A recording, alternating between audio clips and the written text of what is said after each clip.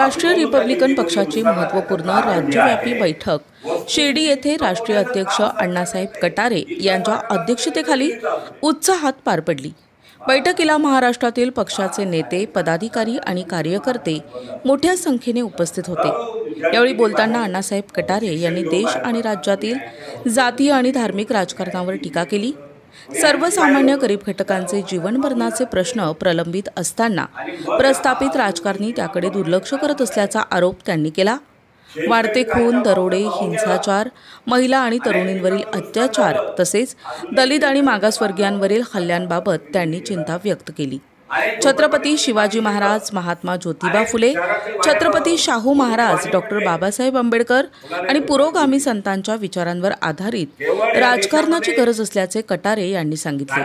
बैठकीत राष्ट्रीय रिपब्लिकन पक्ष आपल्या दारी हे संपर्क अभियान संपूर्ण महाराष्ट्रात राबविण्याचा ठराव मंजूर करण्यात आला।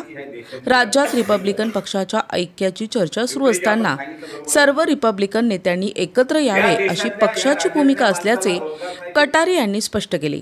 यासाठी रिपब्लिकन पक्ष पुढाकार घेऊन विविध रिपब्लिकन नेत्यांशी प्रत्यक्ष संपर्क साधणार असून रिपब्लिकन ऐक्याची चर्चा गतिमान करणार असल्याचे त्यांनी सांगितले।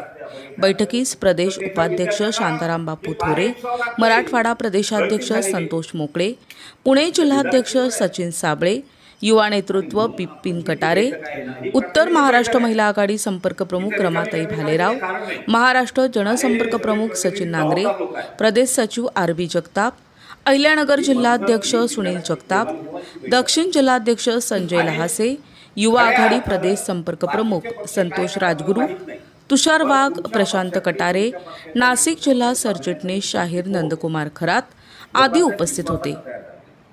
प्रतिनिधी राजेंद्र दुंबळे, मराठी न्यूज लाईन, शिर्डी।